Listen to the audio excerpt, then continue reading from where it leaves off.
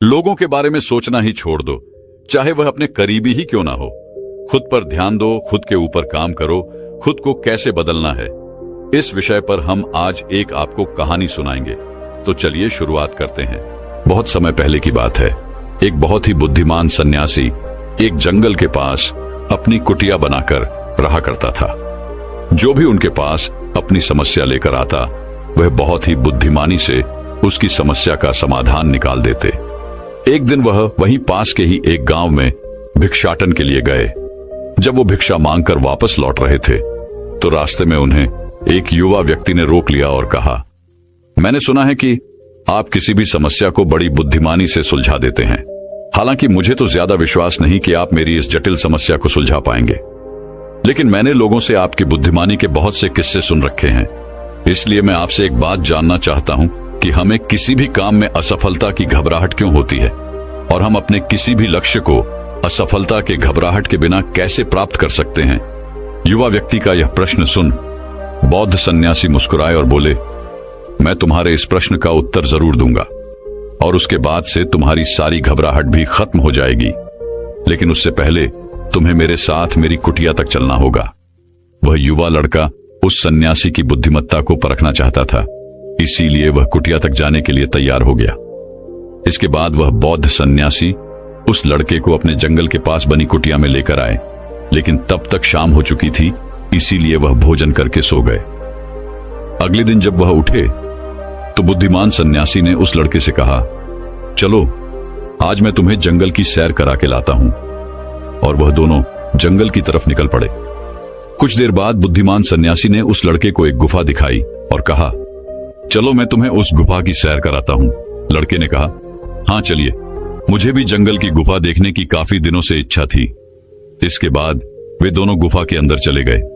गुफा के अंदर काफी अंधेरा था, लेकिन थोड़ी देर बाद बौद्ध सन्यासी चुपके से गुफा से बाहर निकल आए और उस गुफा के द्वार को बाहर से बंद कर दिया।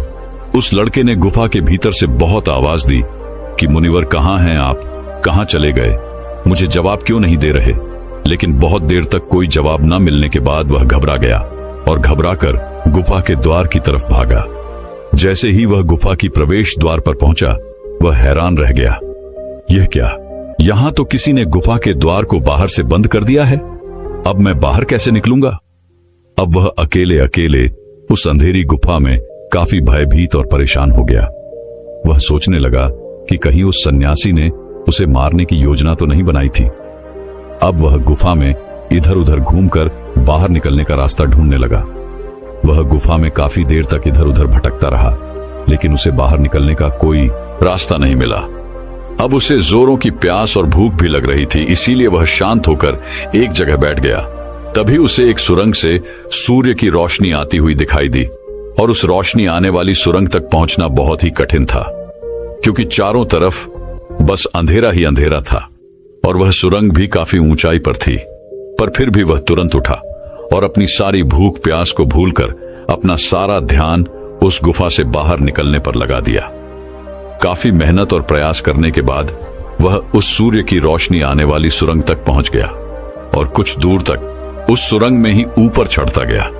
तभी अचानक उसे वह सन्यासी हाथ आगे बढ़ाता हुआ दिखाई दिया।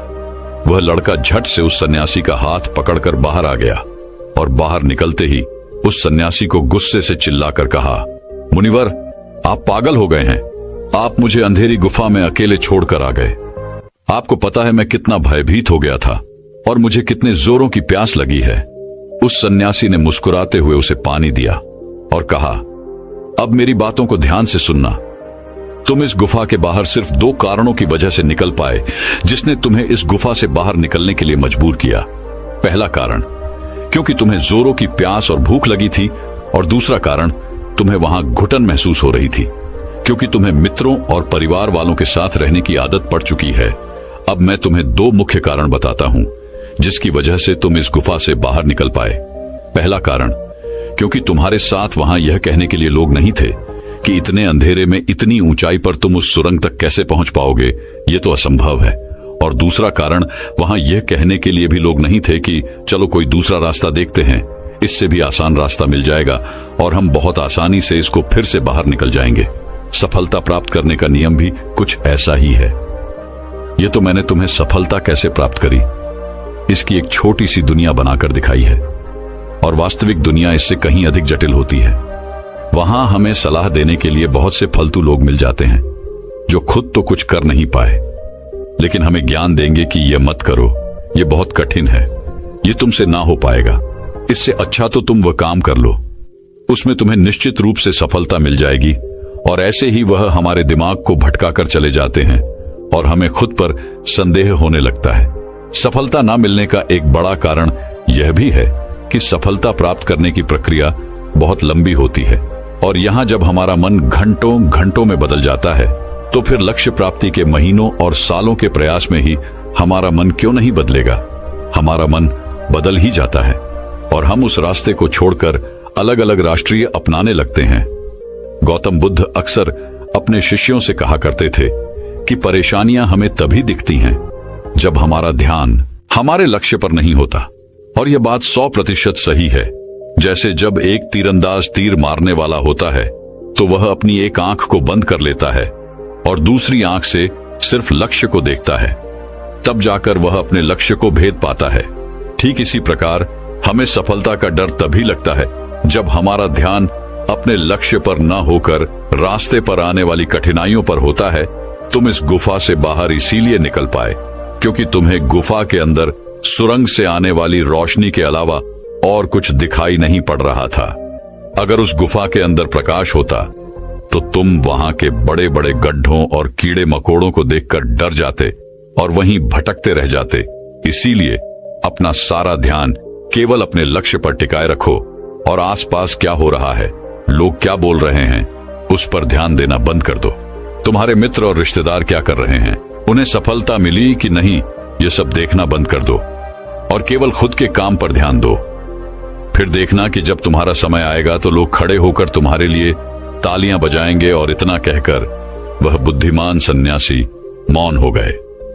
उस युवा लड़के ने कहा, मुनिवर, आपने तो आज मेरी आंखें ही खोल दी। आपने कही हर एक बात में ही मुझे बुद्धिमानी नजर आई। आप सच में बहुत बुद्धिमान हैं, इसीलिए सभी आपको बुद्धिमानी का लोहा मानते हैं। मैं आपको वचन देता हूं कि आज से मैं मेरे मन को कभी भी असफलता के डर से नहीं सताऊंगा। मैं अपना पूरा ध्यान सिर्फ अपने काम पर लगाऊंगा और जल्दी ही एक सफल व्यक्ति बनकर दिखाऊंगा। इतना कहकर उस लड़के ने बुद्धिमान सन्यासी का धन्यवाद किया और वापस अपने गांव चला गया। तो दोस्तों, चलिए इसके बाद की इससे भी अच्छी कहानी की शुरुआत करते हैं। पुराने समय की बात है। नगर में रहने वाला सबल नाम का एक लड़का अपनी जिंदगी से बहुत निराश था। उसकी निराशा का कारण यह था कि वह अब तक कुछ भी नहीं कर रहा था। उसके माँ बाप उसे ताने मारते कि तेरे सारे मित्र कुछ ना कुछ कर रहे हैं, लेकिन तू अभी भी घर में ही बैठा हुआ है।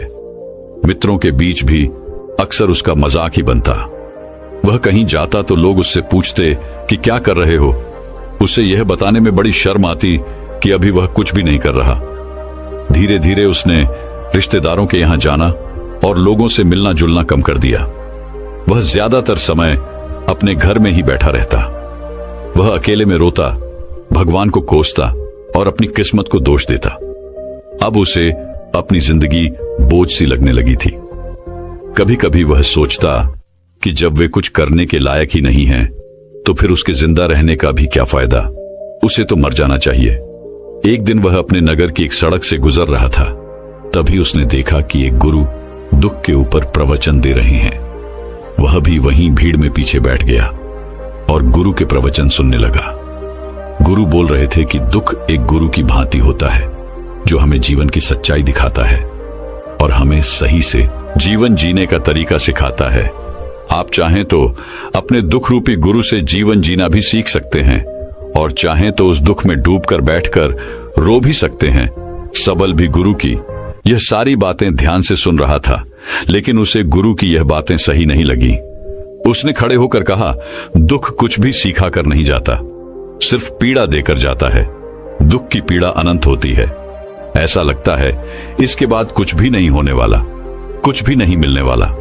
मृत्यु भी उसके सामने छोटी लगने लगती है। गुरु ने कहा, आखिर क्या दुख है तुम्हें? सबल ने अपना सारा दुख गुरु के समक्ष कह सुनाया और पूछा, क्या आपके पास मेरे इस दुख का कोई समाधान है? गुरु मुस्कुराए और बोले, जिस दिन तुम्हारे पास सच्चा दुख आए उसी दिन मेरे पास लौट कर आना, मैं तुम्हारे दुख का समाधान अवश्य करूंगा। इतना कहकर गुरु वहां से चले गए। सबल ने सोचा, क्या मेरा दुख सच्चा नहीं है? क्या जिस दुख से मैं गुजर रहा हूं वो झूठा है? कोई भी मेरे दुख को नहीं समझ सकता। जब मां बाप नहीं समझ पाई तो गुरु क्या समझेंगे? अपने दुखों से परेशान होकर सबल ने एक निर्णय लिया कि अब वह कुछ करके दिखाएगा। उसने एक छोटा सा व्यापार शुरू किया, लेकिन उसमें उसे सफलता नहीं मिल रही थी। पर उसके घर वाले खुश थे कि वह कुछ तो प्रयास कर रहा है। वह अपने व्यापार में जुटा रहा और उसे धीरे धीरे सफलता भी मिलने लगी। फिर उसने रफ्तार पकड़ ली और सिर्फ 3 साल के अंदर ही वह एक बड़ा व्यापारी बन गया। अब सबल के चारों तरफ ऐसे बहुत से लोग थे जो उसकी चिंता करते थे, उसे पसंद करते थे, उसके काम की प्रशंसा करते थे। अब उसके घर वाले भी उसकी प्रशंसा करते नहीं थकते थे। दिन प्रतिदिन उसके मित्रों की संख्या बढ़ती जा रही थी। अब वह अपनी जिंदगी से बहुत ही खुश था।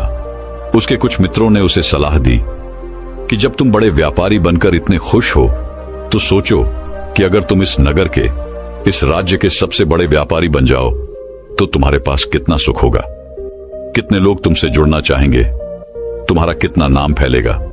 स्वयं राजा भी तुमसे मित्रता करना चाहेंगे और जरूरत पड़ने पर तुमसे ही धन उधार लेंगे। मित्रों की यह बात सबल के मन में घर कर गई। अब उसने और भी धन कमाने का प्रयास शुरू कर दिया, लेकिन उसे यह सब कुछ बहुत ही जल्दी चाहिए था। वह यह सब कुछ प्राप्त करने में अपना ज्यादा समय बर्बाद नहीं करना चाहता था। इसीलिए उसने ऐसे भी कार्य करने शुरू कर दिए जो उचित नहीं थे। उसने बड़ी मात्रा में अपने मित्रों से धन उधार लेना शुरू कर दिया। ज्यादा मुनाफा कमाने के लालच में अपने सामान में मिलावट करने लगा। उसने दूसरे व्यापारियों के खिलाफ षड्यंत्र भी रचे, उन्हें डराया धमकाया। जैसा जैसा उसके मित्र उससे कहते गए वह वही करता गया। वही इन तरीकों से ज्यादा धन तो कमा रहा था, लेकिन अब उसके जीवन में सुकून ही रह गया था। उसके मन की शांति गायब हो गई थी। उसे रातों में नींद नहीं आती थी। वह किसी उधेड़बुन में लगा रहता था। सुख सदन की सारी वस्तुएं होने के बाद भी उसे किसी में सुख नहीं मिल रहा था। एक दिन सबल अपनी गाड़ी में सवार होकर कहीं जा रहा था। तभी रास्ते में उसे गुरु का आश्रम दिखा। वह रुक गया। वह गुरु के पास जाकर बोला, गुरुदेव, आपने कहा था कि जब तुम्हारे जीवन में सच्चा दुख आए तब मेरे पास आना। अब मैं बहुत दुखी हूं। मेरे रातों की नींद गायब हो गई है। मुझे कहीं सुकून नहीं मिल रहा। इस तरीके से सबल ने अपनी सारी समस्या गुरु के सामने कह सुनाई। गुरु ने कहा, जब तुम मुझसे पहली बार मिले थे तब भी तुम किसी दुख में थे। तुमने उस दुख से क्या सीखा? सबल ने कहा, मैंने सीखा कि सिर्फ सोचने और चिंता करने से कुछ नहीं होता। अपनी सोच को सच करने के लिए कर्म करना पड़ता है, और सिर्फ कर्म करने से भी कुछ नहीं होता। अपने कर्म को अंतिम पड़ाव तक ले जाना भी आवश्यक होता है।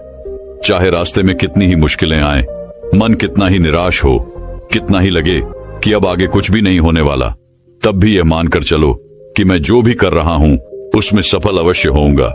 लोग सिर्फ सफल व्यक्ति को ही सम्मान देते हैं। फिर चाहे कोई कितना ही अच्छा क्यों ना हो, वह लोगों की नजरों में बोझ ही होता है। यह सब सुन गुरु मुस्कुराए और बोले, यह असली दुख नहीं है।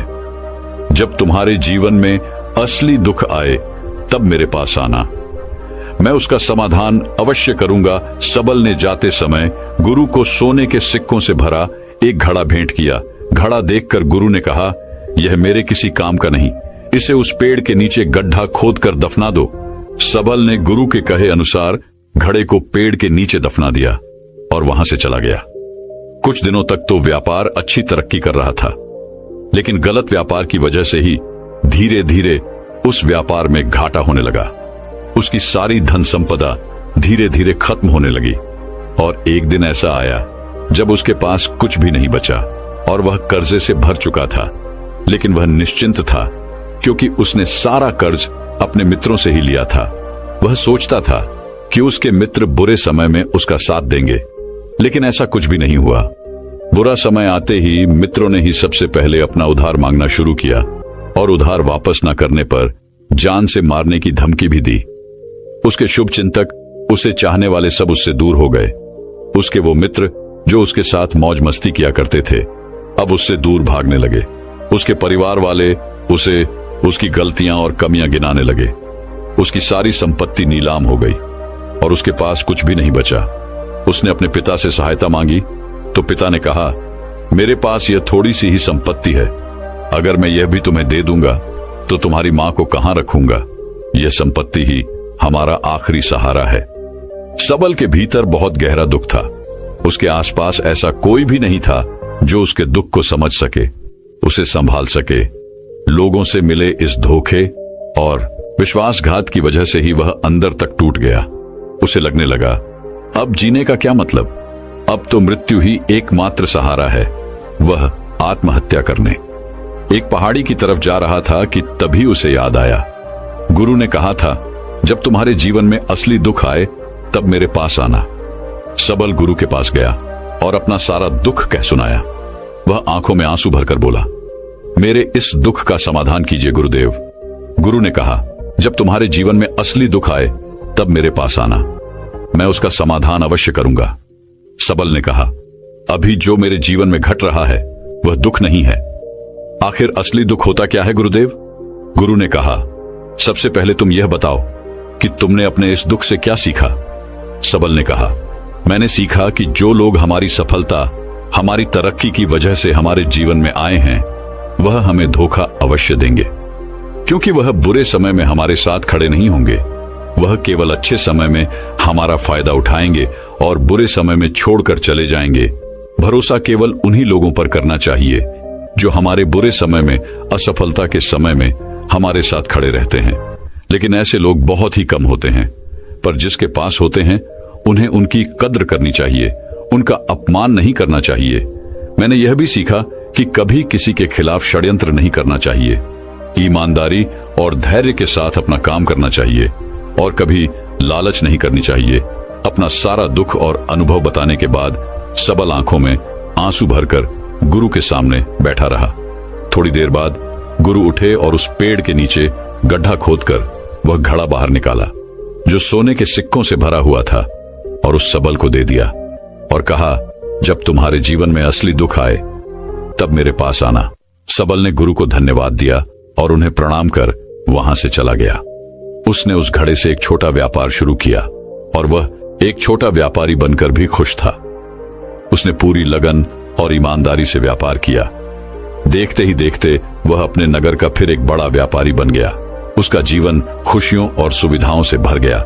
लेकिन कोई कितना भी अच्छा हो, कितना भी अच्छा काम करे, दान करे, लोगों की मदद करे, लेकिन जीवन में दुख तो आता ही है।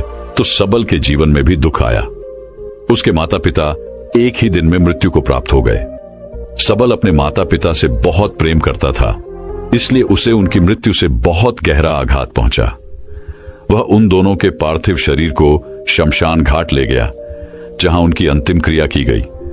वहां उसने अपने माता पिता के शरीर को जलते हुए देखा तो उसका मन बेचैन हो गया। उसके अंदर बहुत से प्रश्न उठने लगे। वह घर वापस आया तो उसने अपने माता पिता के घर और संपत्ति को देखा, जिसके लिए उसके पिता हमेशा लड़ते रहते थे। आज वो लावारिस पड़ी है। आज उसकी देखरेख करने वाली, उसके लिए लड़ने वाली इस दुनिया से ही चले गए। उसके पिता ने जो भी कमाया था, जो भी बनाया था, वह सब यही रह गया था। एक दिन पहले तक किसी से भी अपनी संपत्ति के लिए लड़ जाने वाले उसके पिता आज खुद इस दुनिया से अलविदा हो गए थे। उसका मन इसी तरह के अनेक विचारों के बवंडर में फंसा हुआ था। उसे अंदर से अकेलापन और डर महसूस हो रहा था। उसे कुछ खालीपन सा महसूस हो रहा था। उसे लग रहा था कुछ तो है जिसे वो समझ नहीं पा रहा। इसीलिए वो गुरु के पास गया। उसे देखते ही गुरु ने कहा, क्या जीवन में कोई दुख है? सबल ने कहा, वैसे तो जीवन में कोई दुख नहीं है गुरुदेव, सब सुख है, सब अच्छा चल रहा है। लेकिन आज मेरे माता पिता की मृत्यु हो गई। इस घटना से मेरा मन बहुत दुखी और बेचैन है। गुरु ने कहा, इसमें दुखी होने वाली कौन सी बात है? एक दिन तो सभी के प्रियजनों को मरना ही है। हमेशा जीवित न तो कोई रहा है और न ही कोई रहेगा। एक दिन तो तुम्हें भी मरना ही है। हो सकता है कल ही मर जाओ या आज भी मर सकते हो। सबल ने कहा, यह आप क्या कह रहे हैं गुरुदेव कि मैं भी मर जाऊंगा? पर मैं तो अभी जवान हूं। गुरु ने कहा, इस भ्रम में तो सभी जी रहे हैं कि मृत्यु दूसरों को आती है, बूढ़ों को आती है, लेकिन बूढ़ों के सामने ही जवान मर जाते हैं, बच्चे मर जाते हैं। मृत्यु का किसी की उम्र से कोई संबंध नहीं, यह तो सबको अपना शिकार बना लेती है। गुरु की यह बातें सबल के मन में घर कर गई और वह चुपचाप वहां से चला गया। लेकिन उसका मन अभी बेचैन था, अब भी अशांत था। वह कुछ खालीपन सा महसूस कर रहा था। वह पूरे दिन अपने बारे में ही सोचता रहता कि वह कौन है, इस दुनिया में क्यों आया है, क्या सिर्फ चीजों का प्रयोग करना और मरना ही जीवन का लक्ष्य है। ऐसे ही बहुत से प्रश्न उसके मन में लगातार उठ रहे थे, लेकिन उसे अपने किसी भी प्रश्न का उत्तर नहीं मिल पा रहा था और उसका दुख दिन प्रतिदिन बढ़ता जा रहा था। इसीलिए कुछ दिनों बाद वह फिर गुरु के पास पहुंचा और बोला, गुरुदेव, मैं बहुत दुखी हूं क्योंकि मैं यह नहीं जान पा रहा कि मैं कौन हूं और इस दुनिया में क्यों आया हूं। यह सुन गुरु मुस्कुराए और बोले, आज पहली बार तुम्हारे जीवन में सच्चा दुख पैदा हुआ है। वास्तव में यही है जो दुख कहलाने के लायक है, कि हमें पता नहीं कि हम कौन हैं, क्यों आए हैं, क्या करना है, कैसे करना है। सबल ने कहा, गुरुदेव, मेरे इस दुख का समाधान कीजिए। गुरु ने कहा, हम सभी इंसान जीवन भर क्या इकट्ठा करते रहते हैं। सबल ने कहा, हम सभी इंसान जीवन भर धन, संपत्ति, मान सम्मान, परिवार, मित्र, पद प्रतिष्ठा इत्यादि इकट्ठा करते रहते हैं। गुरु ने कहा, क्या इन इकट्ठा की हुई सभी चीजों में से एक भी चीज हम अपने साथ ले जा सकते हैं।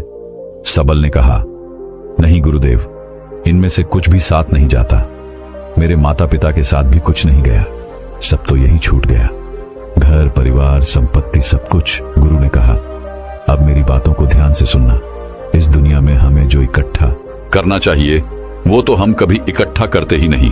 चीजें हमारे सामने ही होती हैं, लेकिन हम उन्हें देखने का प्रयास ही नहीं करते। इस दुनिया में हमें जिस चीज को इकट्ठा करना है वह हम खुद हैं। हमें खुद को ही इकट्ठा करना है ताकि जब मृत्यु हो तो हम एक हो सके और स्वयं को पहचान सके। हम भीतर से बटे हुए हैं, प्रेम में, नफरत में, क्रोध में, जलन में, क्रूरता में, धन में, संपत्ति में, पद में, प्रतिष्ठा में, मान में, पहचान में, धर्म में, जाति में। ऐसे ही सैकड़ों हजारों चीजों और वासनाओं में हम बटे हुए हैं। हम टुकड़ों में जीवन जी रहे हैं। इस बंटवारे की वजह से हमारी चेतना कभी एक नहीं हो पाती।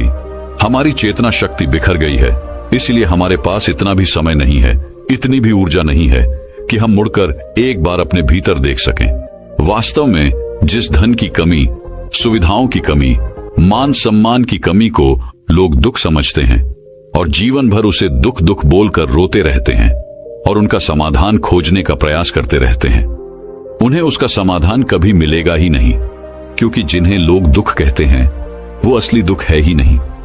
वो तो सिर्फ इंसान की चाहत है, उसकी इच्छा है, जिसकी पूर्ति कभी नहीं की जा सकती।